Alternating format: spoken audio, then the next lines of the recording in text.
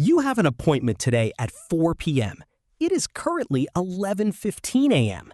Logically, you have nearly 5 whole hours to be productive.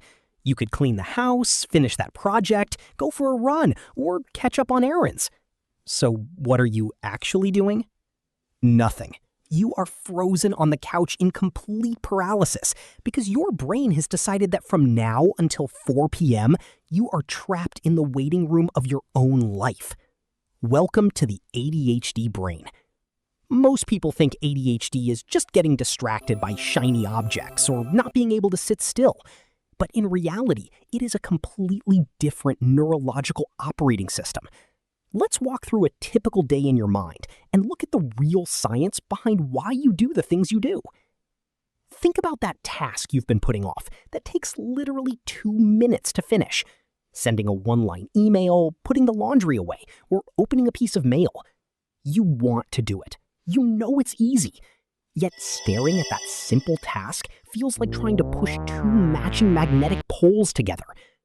You feel genuine dread, exhaustion, and guilt. Why? Are you lazy? No. Your brain has a chronic shortage of usable dopamine and norepinephrine, the primary chemical messengers responsible for your brain's ignition switch.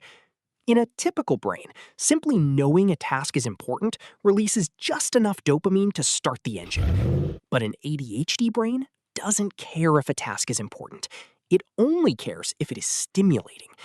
Without that chemical spark, executive dysfunction sets in. Your mental key turns, but the engine won't crank.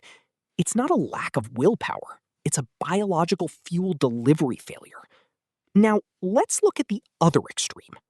It's 1 a.m. You were supposed to be asleep hours ago. Instead, you have spent the last 4 hours completely submerged in a hyper-specific rabbit hole, reading 14 research papers on how ancient Roman concrete works. You haven't blinked. You haven't had a sip of water. You forgot you have a bladder. People look at that and say, see, you can focus when you actually try. They are completely wrong. ADHD is not a deficit of attention. It is a failure to regulate attention. You have what psychologists call an interest-based nervous system. You don't prioritize tasks based on logic, importance, or deadlines. You operate almost entirely on 4 specific triggers: novelty, challenge, interest, and urgency. When an activity hits one of those 4 buttons, your brain suddenly floods with the dopamine it was starving for. The floodgates open, and you enter hyperfocus, a state of intense immersion that you cannot simply turn on or off at will. Then there is your relationship with time. You woke up 3 full hours before you needed to leave the house. Plenty of time, right? But somehow, with 5 minutes to spare, you're frantically searching for your keys. Your phone is at 4% battery, and you're rushing out the door half-dressed. This is called time blindness. Most brains perceive time as a continuous, predictable stream, but the ADHD brain only recognizes 2 distinct time zones: now and not now. If a project is due next week, it lives in not now.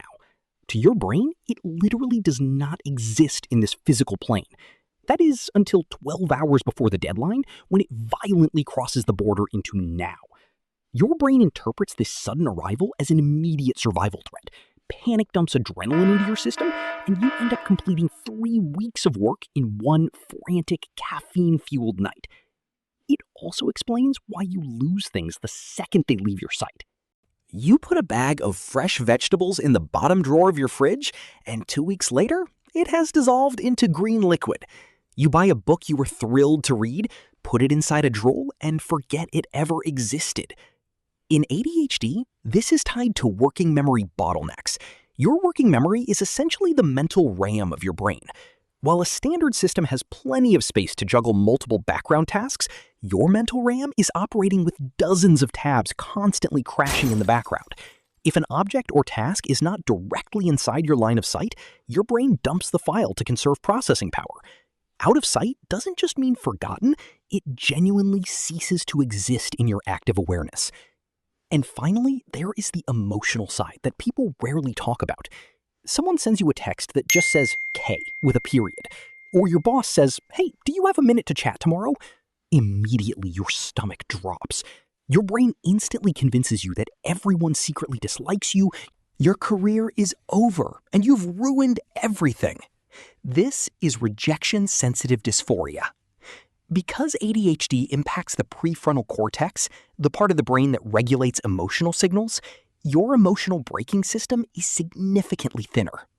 Perceived rejection, criticism, or even falling short of your own high expectations doesn't just sting. Your nervous system registers it as genuine physical pain. If you've spent your life feeling broken, unmotivated, or wondering why simple daily tasks feel like climbing a mountain, understand the biology. Your brain isn't defective.